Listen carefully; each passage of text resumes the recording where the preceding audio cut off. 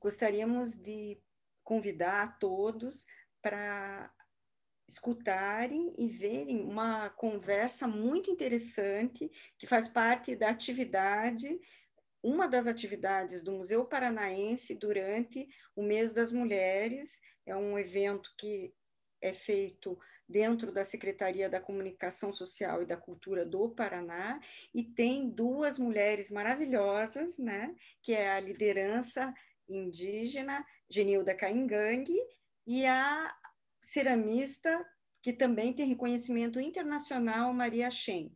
As duas moram no Paraná, né, são paranaenses, né, por adoção ou por nascimento, e elas vão contar um pouquinho da trajetória delas e como essa trajetória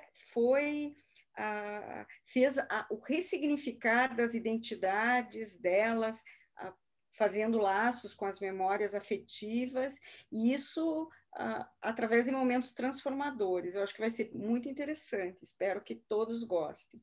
E também eu sou Cláudia Aparelada, eu sou arqueóloga do Museu Paranaense, também tenho um mestrado em antropologia social e venho desenvolvendo pesquisas na instituição, né, que é a terceira mais antiga do país, fazem 35 anos. Então, é com muita honra que a gente vai começar essa conversa, né, inicialmente com Genilda Caingangue. Boa tarde a todos. Meu nome é Genilda, pertenço ao povo Caingangue, aqui do norte do Paraná, e é com grande prazer que eu quero contribuir com o Museu Paranaense, convidada pela Cláudia, para falar um pouquinho da minha trajetória, da minha caminhada desde 70, caminhando aí pela cidade de Londrina e pelas aldeias do Paraná, pelas aldeias do Brasil, e para contar um pouquinho sobre a minha vida. Então, como eu disse, meu nome é Genilda, eu nasci na terra indígena Barão de Antonina, no norte do Paraná, mas atualmente eu vivo entre Londrina e Apucarania, até porque eu mudei para Apucarania, até porque eu me casei com um indígena do Apucarania, né?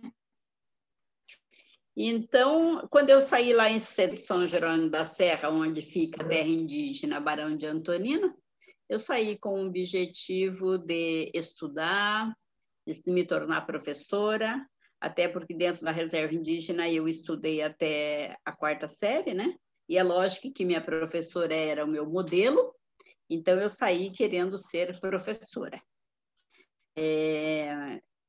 E até agora ainda não consegui ser professora, embora atualmente eu estudo filosofia na Universidade Federal da Integração Latino-Americana, em Foz do Iguaçu, e agora eu quero acreditar que se a pandemia não atrapalhar, dentro de 4 a 5 anos, eu serei uma professora, assim eu espero. E essa professora, eu saí da minha... Eu deveria ter uns 15 a 16, entre 16 a 18 anos, e, lógico, saí com 4ª série, e sem ter nenhum conhecido em Londrina, e é lógico que eu tive alguns percalços, algumas pedras no caminho, até porque faz parte de alguém que sai de uma reserva indígena com uma 4ª série, e sem família nenhuma, é lógico que teria alguns problemas, né? Mas eu não vim aqui para falar dos problemas, eu vim falar das soluções. Enfim, eu saí, trabalhei como babá, e depois eu entendi que eu não levava muito jeito para babá. Acho que então eu trabalhei depois de cuidar de idosos, depois eu trabalhei em lanchonete, depois trabalhei em padaria, mas graças a Deus eu nunca parei de pensar em ser professora. Então eu sempre procurei estudar, Eu sempre trabalhava de dia, estudava de noite, que, por sinal, aqui onde eu tenho, onde é que eu resido, passo a maior parte do meu tempo, tem prédio hoje. E, por coincidência, eu estudei em um colégio que era Colégio São Paulo, e era aqui embaixo no meu prédio. O prédio não existia, e existia o Colégio São Paulo. E eu ali estudei. Então, é muito interessante para mim poder saber que no colégio que eu estudei, hoje é onde eu resido, né? E o Bosque, porque eu moro de frente para o Bosque hoje, foi onde eu cheguei também a pegar o primeiro ônibus para ir para o primeiro moradia minha, que era no bairro Jardim, onde eu peguei o ônibus e fui para esse Jardim Pisa, na frente, no quintal da minha casa. E isso é muito interessante. É muito interessante sair aqui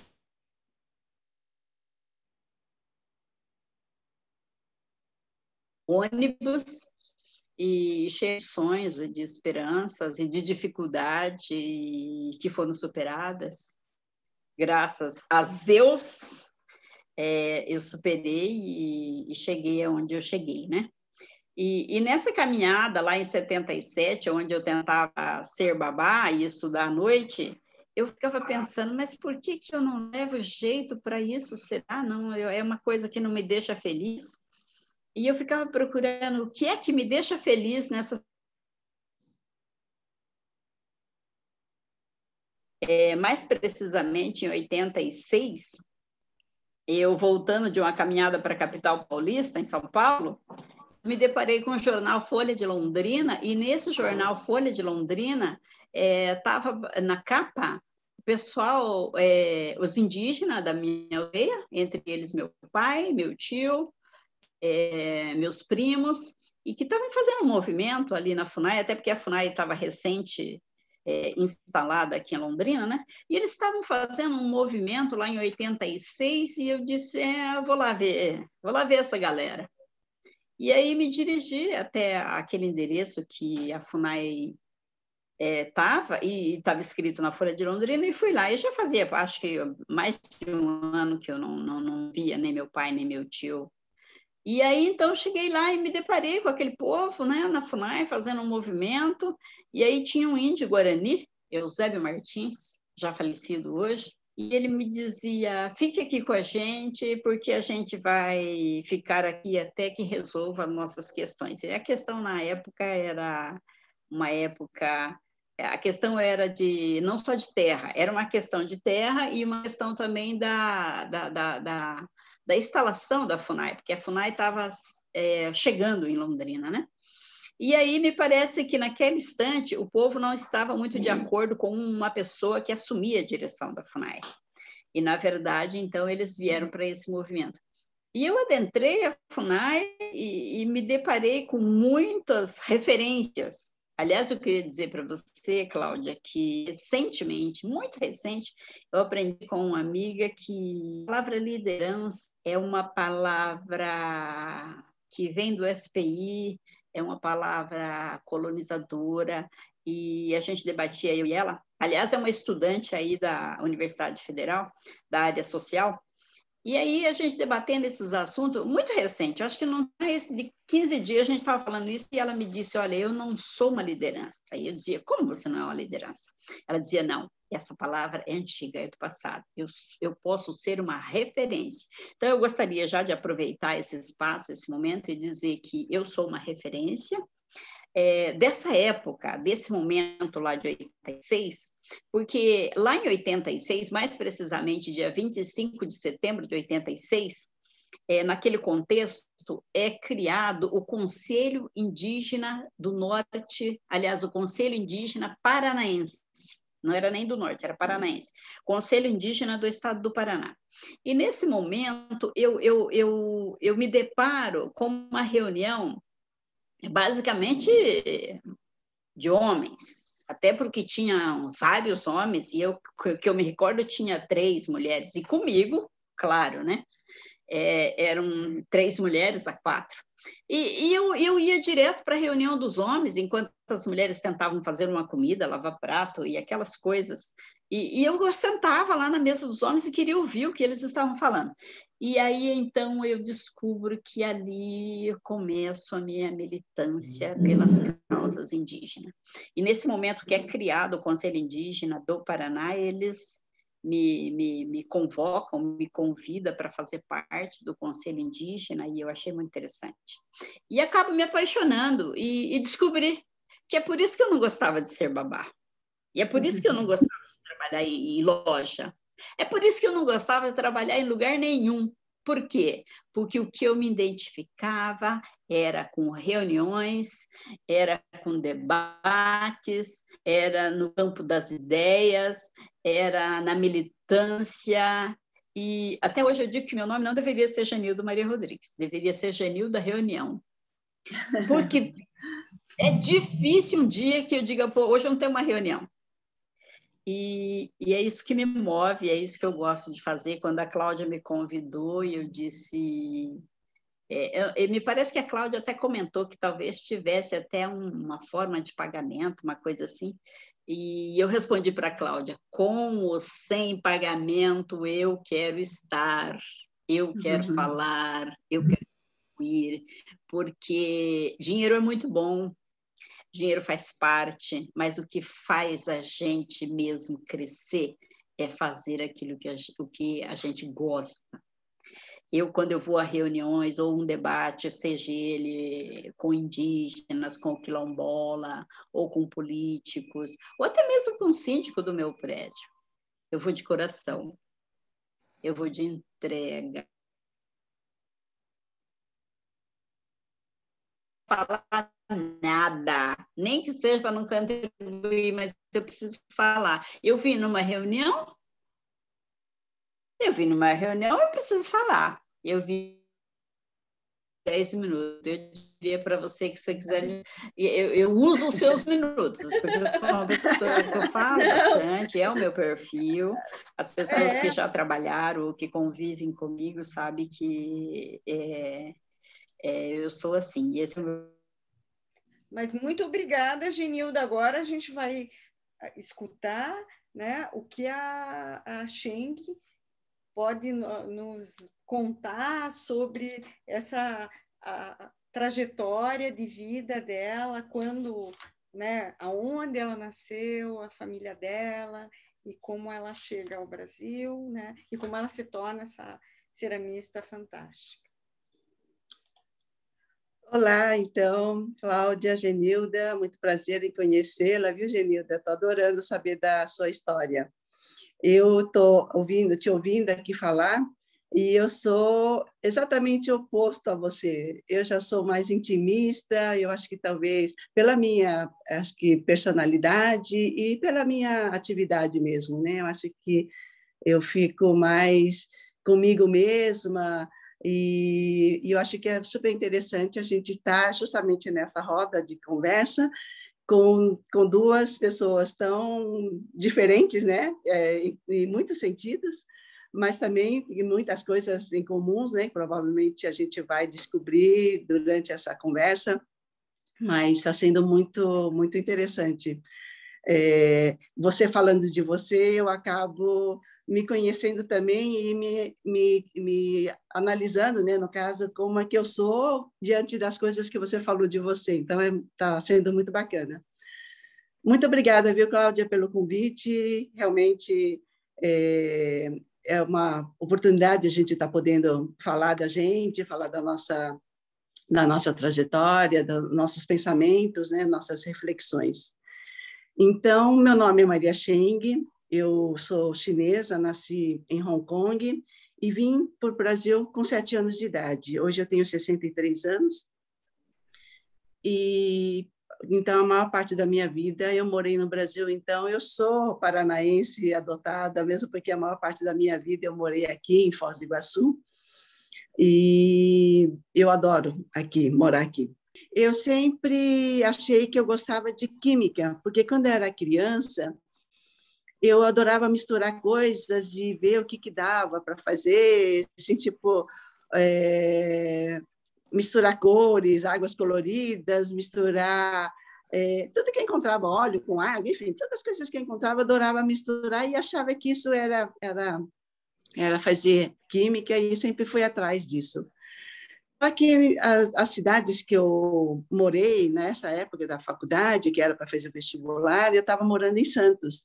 E em Santos não tinha faculdade de química. A única opção era a FUVEST, em São Paulo, né, no caso, mas eu não passei. E eu tinha que continuar estudando. Então, eu caí assim, meio que de paraquedas no curso de Educação Artística. E comecei a fazer. E a primeira aula de cerâmica, eu me identifiquei muito com a matéria. E hoje eu sempre digo também que eu tenho mais sorte que juízo, porque cerâmica é química pura. Eu adoro preparar meus esmaltes. É justamente isso que eu adoro nessa atividade, né? Quer dizer, além do meu trabalho conceitual, mas dentro do processo da cerâmica, aliás, o que eu mais gosto é preparar esmaltes. Então, é misturar feldspato, quartz, kaolin, e nessas proporções, de diferentes proporções, e dar resultados diferentes, e o que pode dar nessas variações. Então, por isso que eu digo, mais sorte que juízo, porque eu faço química com uma forma muito mais lúdica e muito mais...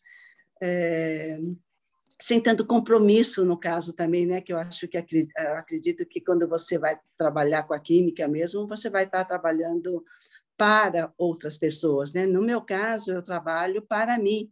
E se eu gosto ou não gosto do resultado, é uma coisa que é para um determinado resultado, né? Então, eu acho que eu gosto mais dessa área mesmo, de ser uma coisa sem muito compromisso, não é compromisso, mas responsabilidade, acho que é a palavra mais certa.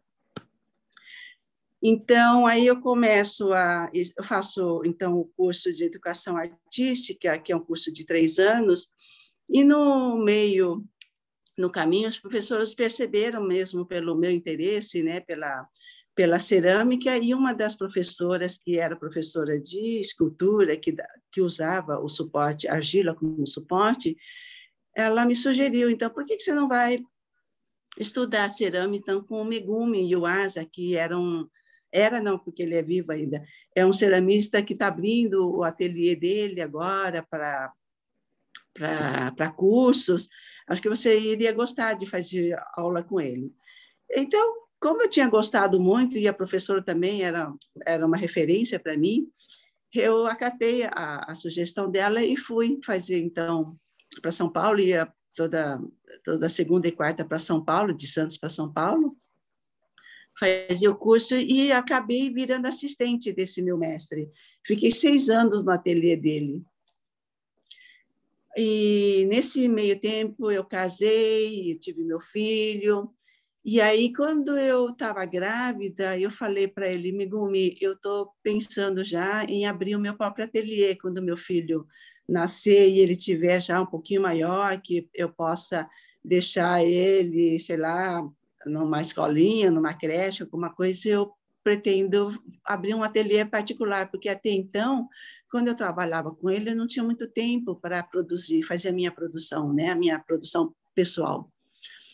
Então, avisando ele, então meu filho nasceu, parei de trabalhar com ele, e cuidando do meu filho, mas nesse meio tempo, minha família toda, tanto a família do meu marido como a minha família, vieram para o Paraguai e abrir loja no comércio do Paraguai.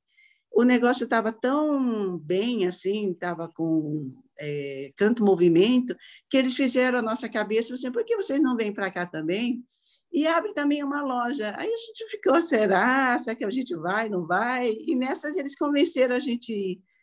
Mas a ideia era de fazer um pé de meia só, ficar uns 5 ou 6 anos, fazer um pé de meia e voltar para São Paulo. Mas isso eu já estou há 34 anos aqui em Foz, não com a loja, no caso a loja acho que ficou uns 15 anos, mas já estou aqui, no caso, e não voltei mais para São Paulo. O pé de meia nunca aconteceu, quer dizer, o que a gente conseguiu, a gente teve que comprar loja e gastou dinheiro, teve que comprar apartamento, aí gastou dinheiro, então a gente já não tinha mais dinheiro para voltar, e mesmo porque nos prendeu aqui também com esses compromissos. E aí, nesse momento que eu tenho a loja, eu fiquei 8 anos completamente parada mesmo com as artes.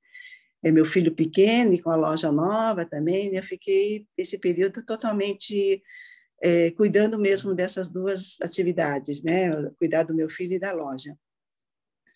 Mas aí eu comecei a loja começou a ficar com um movimento mais fraco, eu tive alguns problemas de depressão, aí eu precisava voltar, e eu retomei, então, a cerâmica. Em 95, eu retomei a cerâmica. E, desde então, eu estou trabalhando com cerâmica. E, nesse período, é que eu consigo entender o que o meu mestre falava para mim, que as minhas cerâmicas tinham muito, sem eu ter noção, sem eu ter consciência mesmo, que as minhas peças tinham muito da cultura chinesa, tinham muito das referências dos vasos chineses, que eu adorava fazer vasos, e que era para eu procurar referências da minha cultura para desenvolver o meu trabalho. Mas eu não conseguia entender muito bem o que ele estava enxergando nas minhas peças, né? Porque até eram só vasos, né? O que ele enxergava tanto. Mas aí, em 95, quando eu comecei a retomar o meu trabalho, eu comecei a fazer esculturas. E essas esculturas que eu tive consciência mesmo do que eu estava fazendo a partir das minhas referências culturais. Porque quando eu chego no Brasil com 7 anos de idade, eu neguei para ser chinesa, para ser brasileira, né? No caso, para ser aceita, não para ser brasileira, para ser aceita na nova sociedade. Então, eu neguei a minha cultura praticamente, sei lá, a maior parte da minha vida. E quando eu retomo a cerâmica aqui em Foz do Iguaçu e começo a ter consciência do trabalho que eu faço, eu comecei a resgatar as minhas raízes. Então, eu acho que eu posso falar um pouquinho mais tarde a respeito disso, porque é uma história muito longa e acho que depois acho que a Cláudia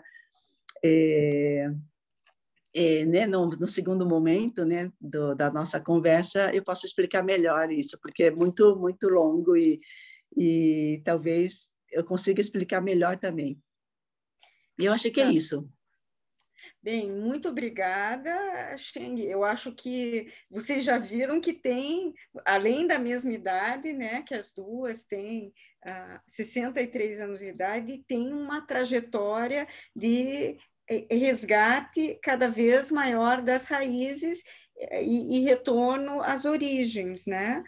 E acho que uma dessas experiências, né, que tanto a Sheng na cerâmica teve, quanto a Genilda, foi essas possibilidades de retornar às origens, mas primeiro vivenciar outras formas, né, com relações com outros grupos sociais, e eu acho que a Genilda podia contar dessa experiência que ela teve dentro da FUNAI com outros grupos indígenas, né? E depois a Sheng podia falar dessas residências que ela fez, né?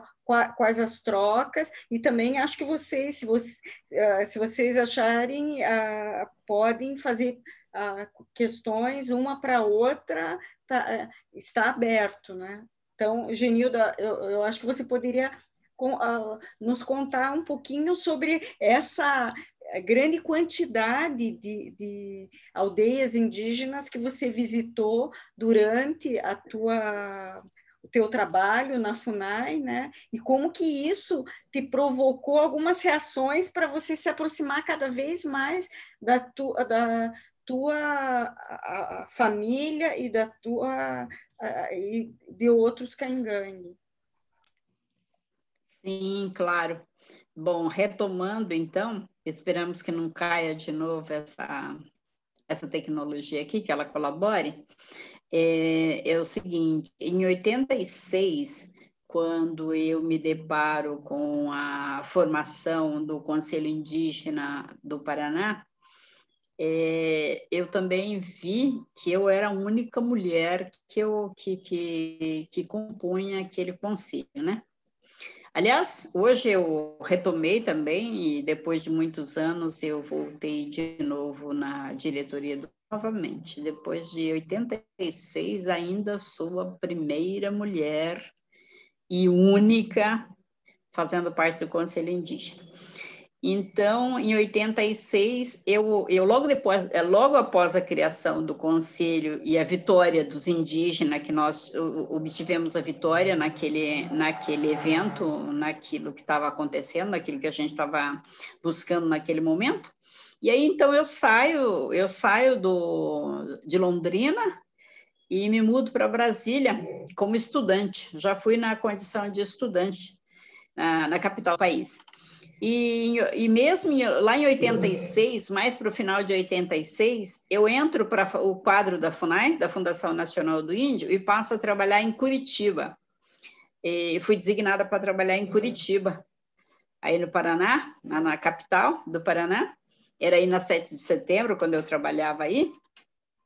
E aí, novamente, quando eu faço parte do quadro da FUNAI, eu trabalhava na recepção, e um dia eu recebi o pessoal da educação que me ligou na recepção e disse: Genilda, aquele pessoal que você encaminhou aqui para cima, aqui para a gente, para a sala da educação, o que eles estão querendo é uma fala sobre comunidade indígena, cultura indígena em escola.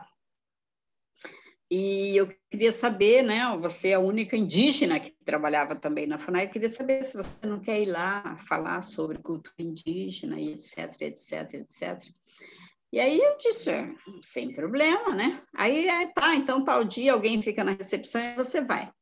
E lá foi, eu não me lembro o nome do colégio, eu lembro que era um colégio secundário, eram uns adolescentes, era isso mesmo, uns adolescentes. E aí eu fui nesse colégio aí em Curitiba e novamente descobri o que é que eu gostava, do que é que aquilo que me dominava mesmo era falar sobre o povo indígena, era falar sobre cultura, era falar como que era a minha vivência, como que era quando eu era criança, né? Porque eu já saí praticamente uma criança, 16, 17 anos foi que eu saí. Mas eu só saí, eu voltava sempre no Natal, Carnaval, eu sempre que tinha um feriadão, eu voltava para a minha aldeia. E aí eu comecei e falei, poxa, é isso mesmo, né? Daí todas as vezes que se precisava de alguém para falar sobre cultura indígena em uma escola, era eu e era só eu mesmo. E aí eu ia e falava. Aí nesse meio de campo eu comecei a estudar todas as etnias, né? Todas as 305 etnias que tem nesse Brasil. Até então, naquele momento, em 80 e 90 já, eu não dominava. Aliás, eu não sabia que tinha certos povos. Por exemplo, Chavante. Eu não conhecia que tinha Chavante. Não sabia que tinha os Yanomami. Então, eu comecei a estudar, comecei a me aprofundar, e aí fui tendo vontade de sair do Paraná. Até porque já conhecia os Guarani, já conhecia os Caingangue, até porque nasci Caingangue. Então, eu tive a curiosidade de saber, lá no Centro-Oeste tem os indígenas assim, assim, assim, assim, assim. E por sorte, os pais do meu marido, até porque eu me caso aí em Curitiba com um filho de um servidor da FUNAI, e os pais dele se mudaram para o Centro-Oeste, Barra do Garças, e lá tinha os índios Chavante. E eu estudando sobre o Chavante, indo lá de férias também, eu fiquei pensando, eu quero vir embora. Eu quero vir embora para o Centro-Oeste, para conhecer bem esses outros indígenas. Até porque em Brasília eu conheci o Mário Juruna, que foi um dos ícones na política do nosso... Foi quem levou o nosso nome, na verdade. Foi quem levou o nome dos indígenas, foi Mário Juruna, já falecido também. Então, eu, como já conhecia o Mário Juruna, que é Chavante, eu tive vontade de ir embora. Só que na FUNAI não era assim, eu quero ir embora, eu me vou. Eu tinha que esperar uma vaga que me solicitassem, etc. e tal.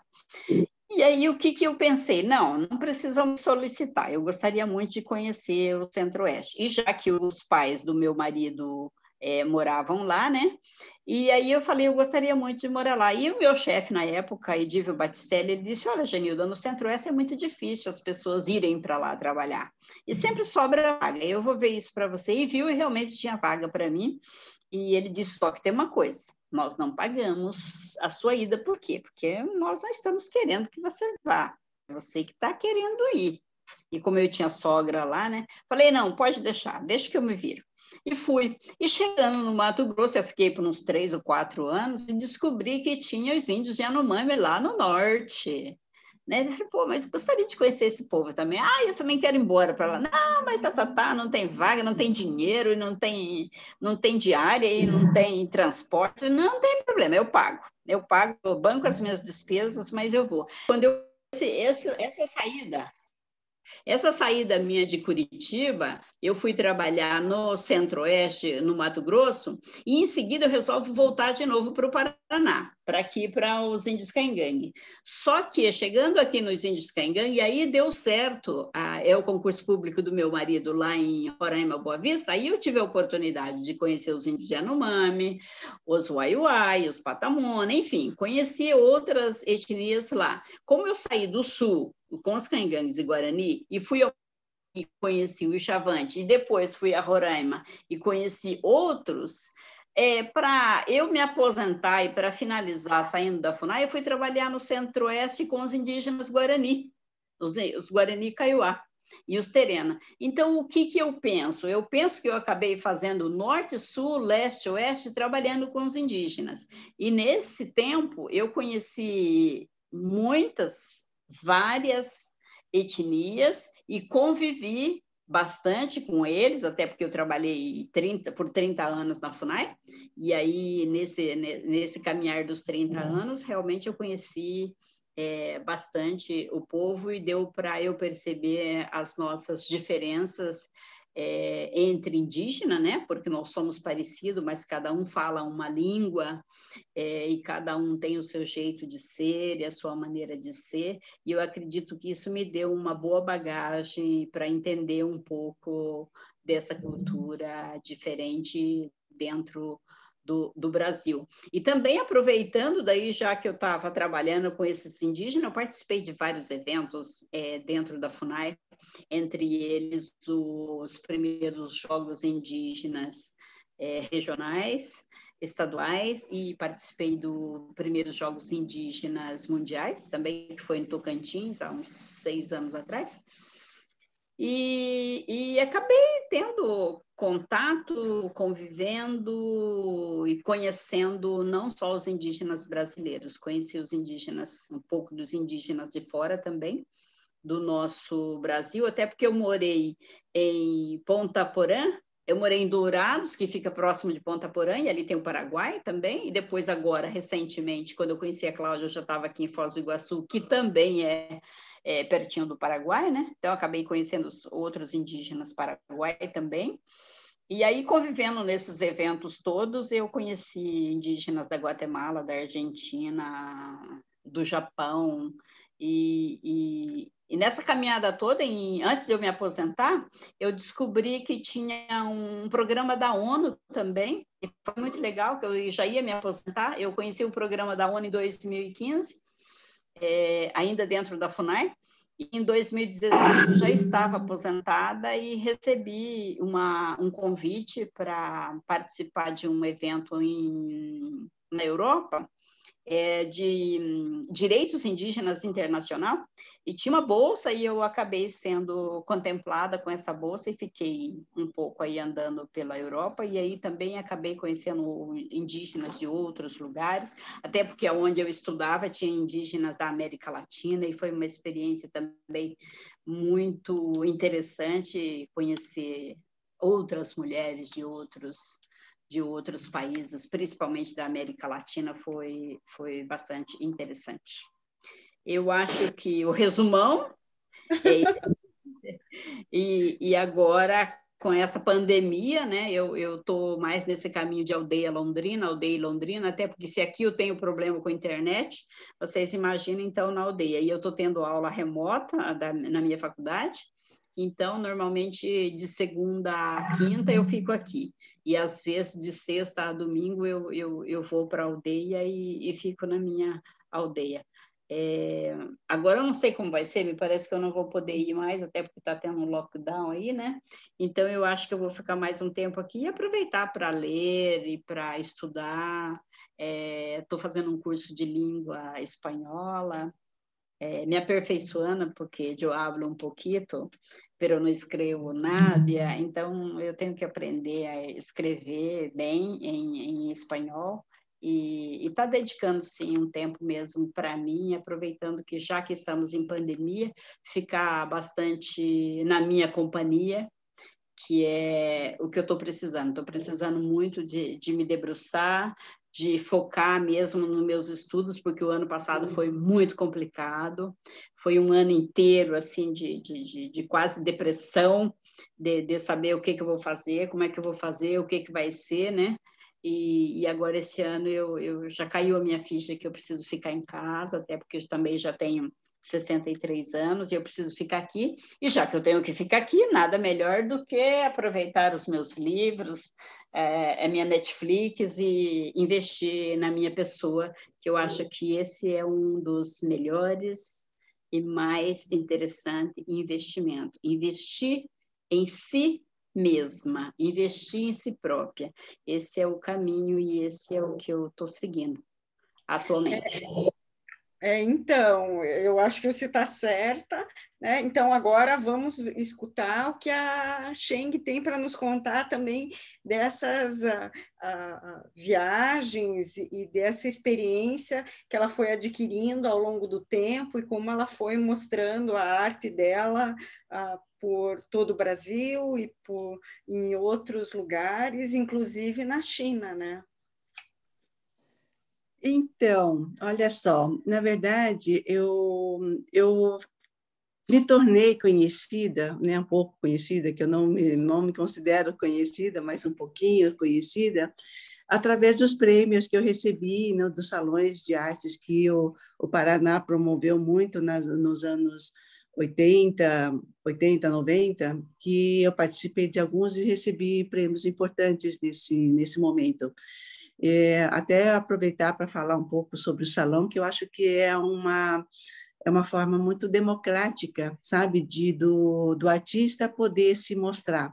Porque no meu caso mesmo, né, que moro, né, em Foz do Iguaçu, né, quer dizer, completamente fora dos eixos culturais, né, tipo São Paulo, Rio, ou então até Curitiba, que são as capitais, onde acontecem os bochichos, né, de arte, onde tem movimentos, né. Então acho que um artista que mora num lugar tão afastado desses centros culturais, se torna muito mais difícil, né, mostrar o seu trabalho. Então, por sorte, nesse período que eu estava recomeçando a minha atividade, eu participei desses salões e recebi esses prêmios, e aí que eu fui assim sendo convidada para participar de eventos, até de ser júri de salões, enfim, as coisas foram acontecendo, né, a partir desses prêmios.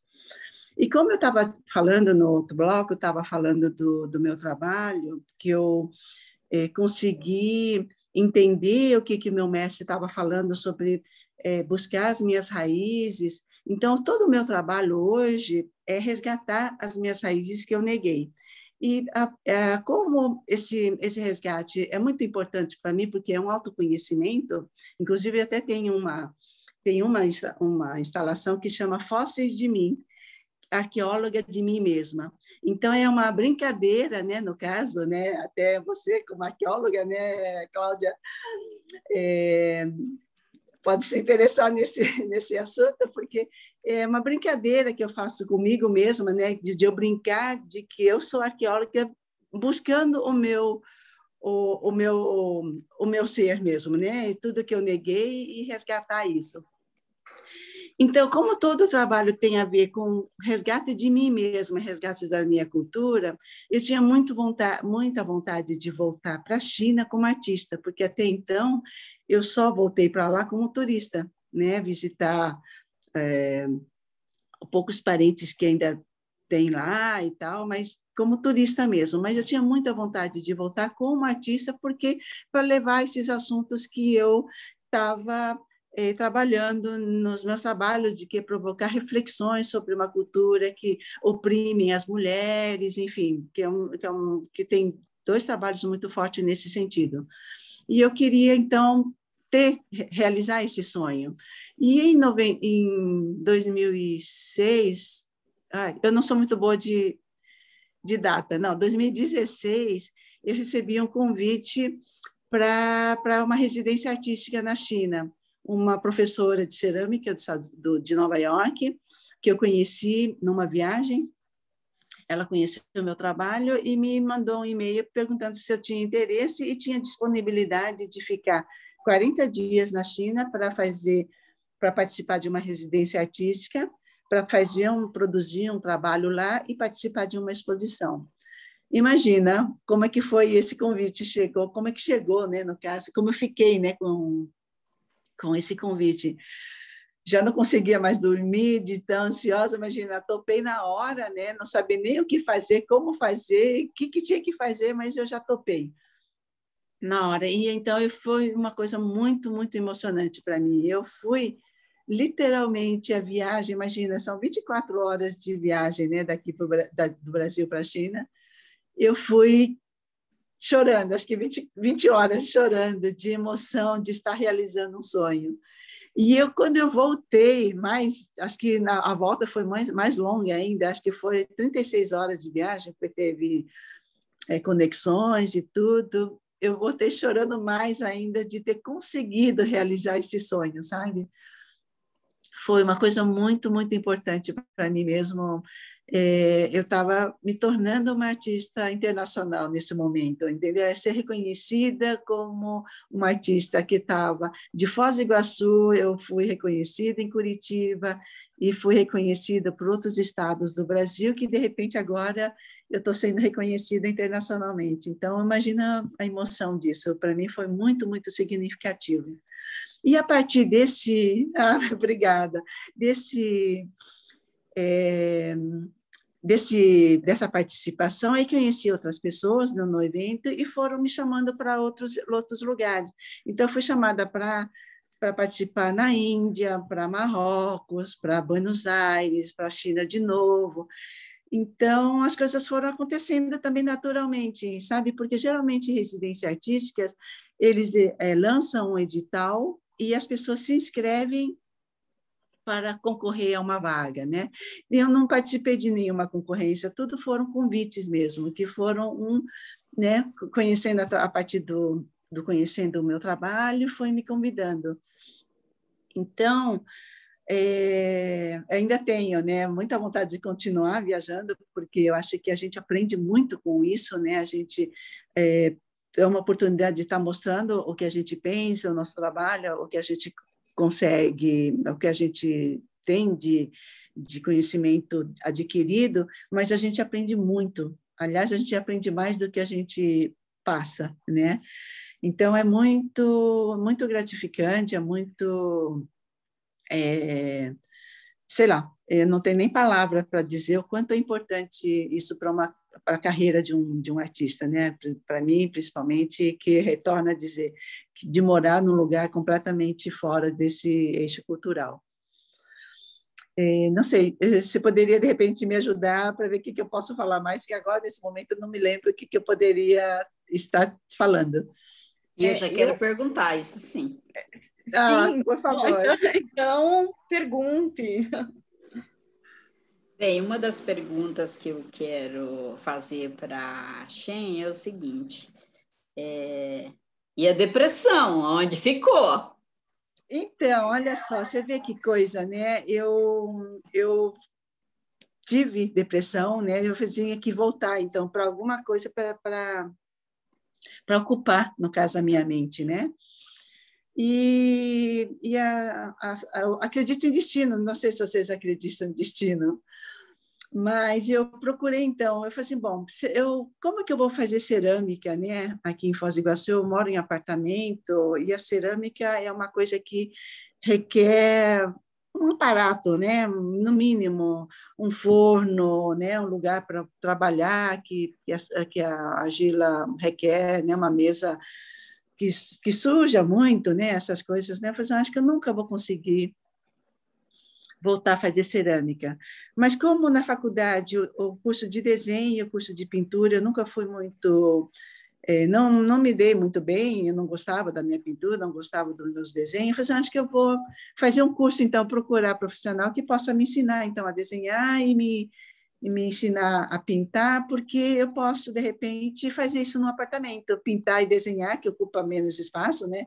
Porque os volumes, por exemplo, a cerâmica, quando você tem as peças, ocupa muito espaço também, né? Agora, um desenho não é um papel, uma tela né, bidimensional, que dá para empilhar uma coisa em cima da outra.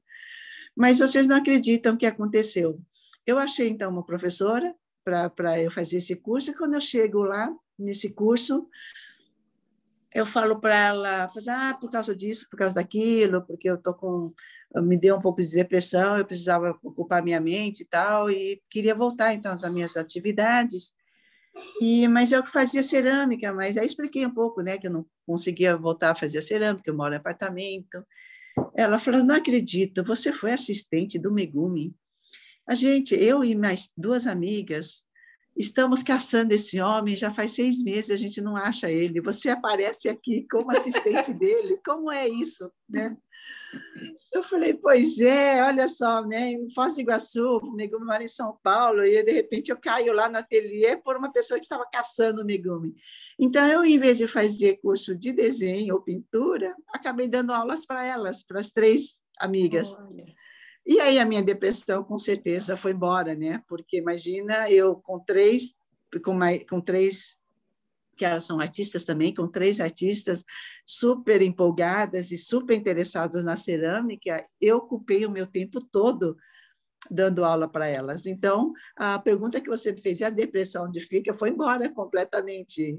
Sim, era isso. Eu acho que a arte faz, né? Acho que a arte tem esse poder, né? Sim, aliás, um dos poderes da arte deve ser esse. Eu gostaria de fazer uma outra, se você me permite, uma outra pergunta, é que eu fiquei sabendo que os caingangues, há muito tempo atrás, acredito que até a Cláudia possa nos ajudar isso, eles tinham panelas de barro, eles mexiam muito com argila e com todo esse lance, mas só que ficou no tempo. Eu não me recordo, eu nunca vi nada disso, eu só ouvi falar, né?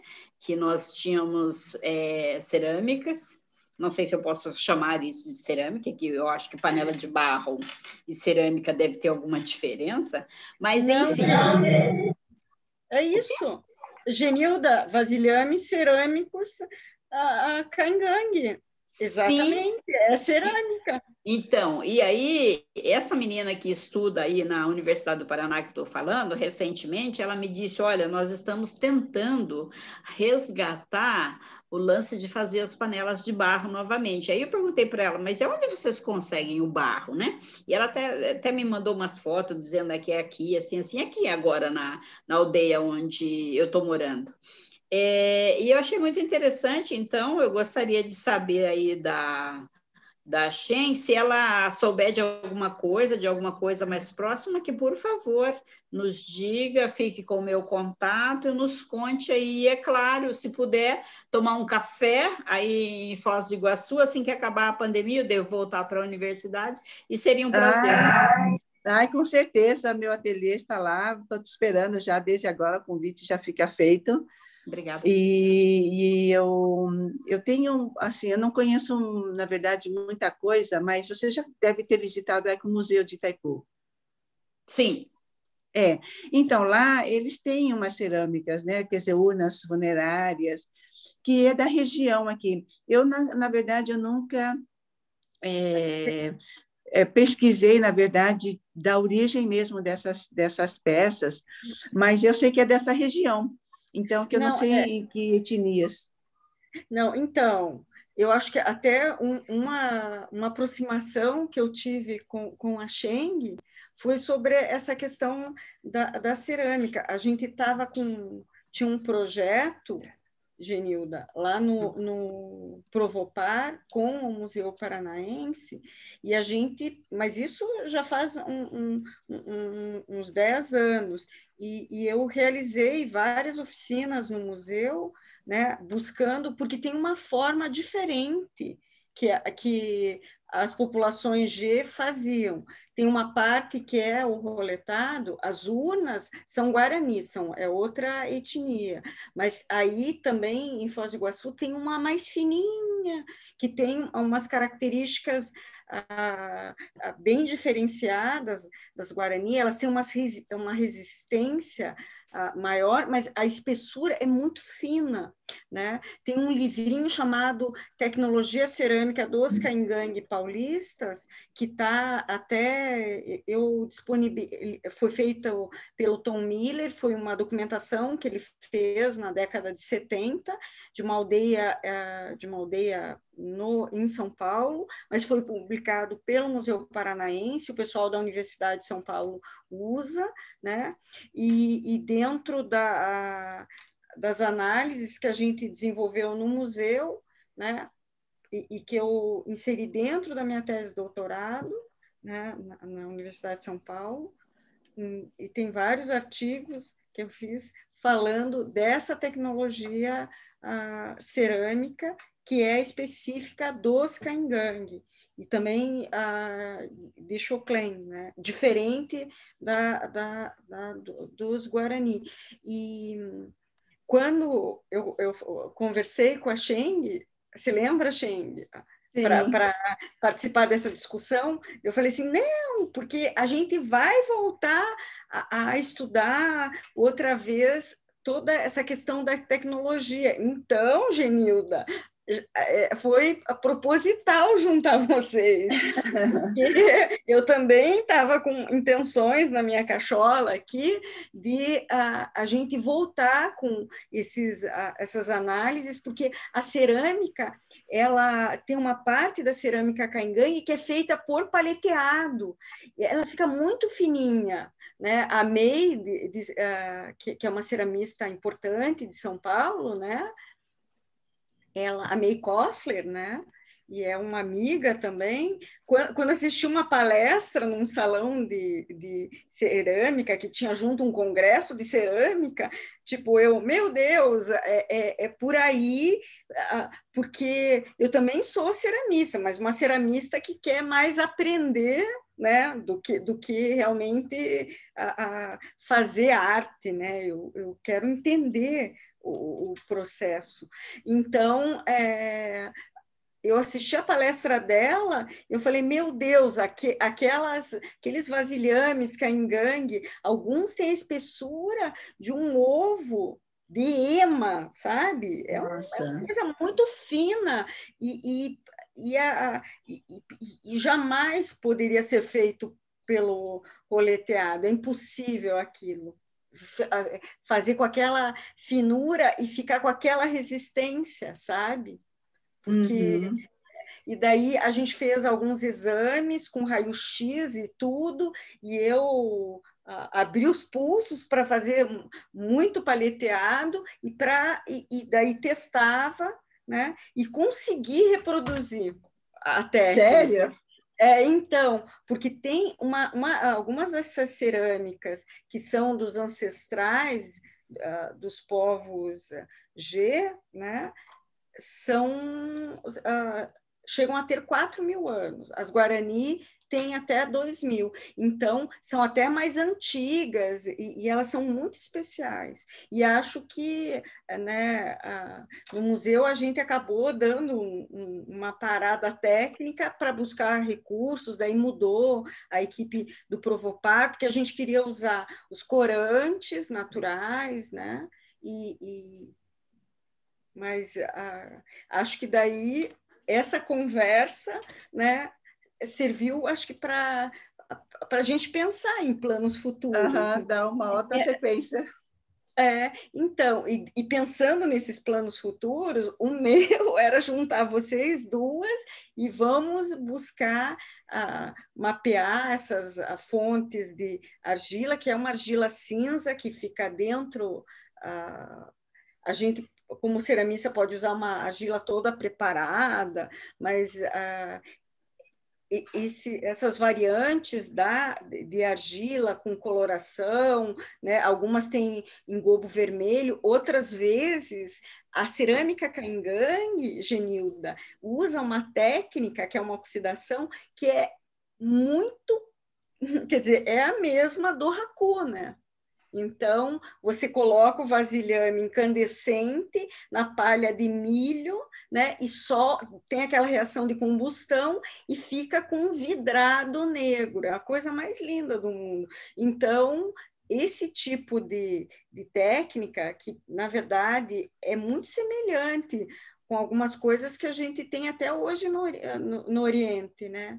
É uma coisa que a gente pode pensar em criar uma série de oficinas. Mas esse é o meu projeto. Agora, eu queria saber de cada uma de vocês, até para a gente já ir encerrando, quais são os planos para o futuro, né? Tanto da Genilda quanto da Shen.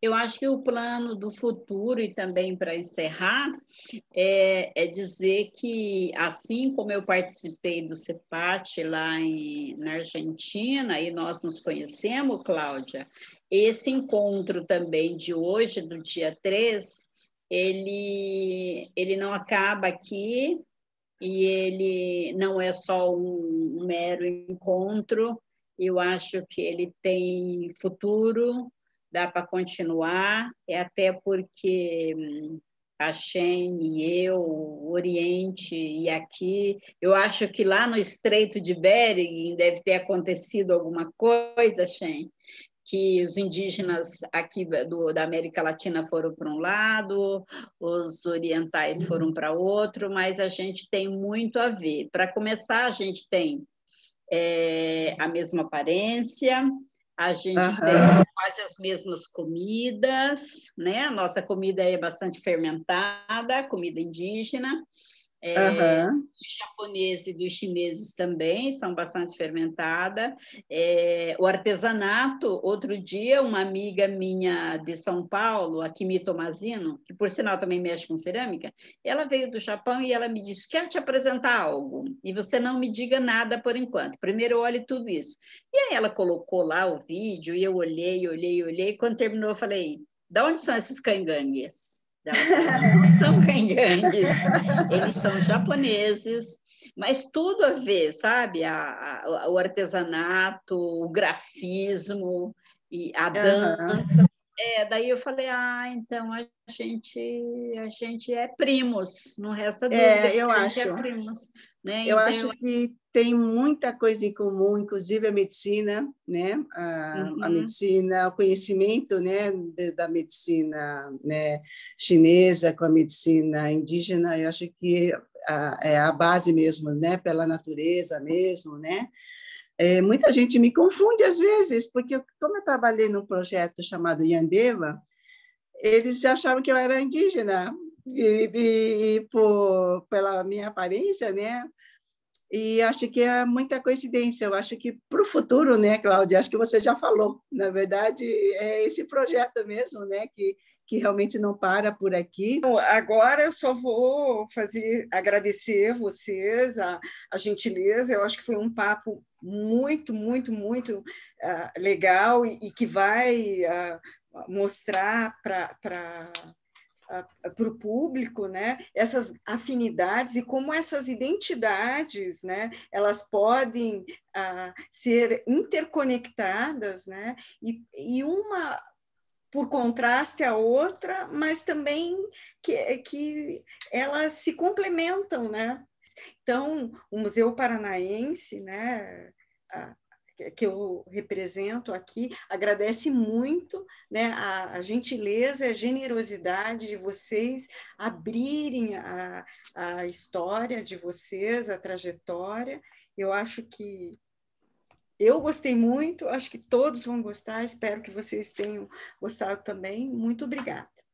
É isso. Obrigada. Muito obrigada. Muito obrigada, Cláudia. Foi um prazer, Shen. A gente se vê para a gente tomar o café e falar de cerâmica e falar de depressão e de mulheres fortes, de mulheres guerreiras e de mulheres lindas que somos nós, é claro. Tá bom, gente? Todas nós, ó.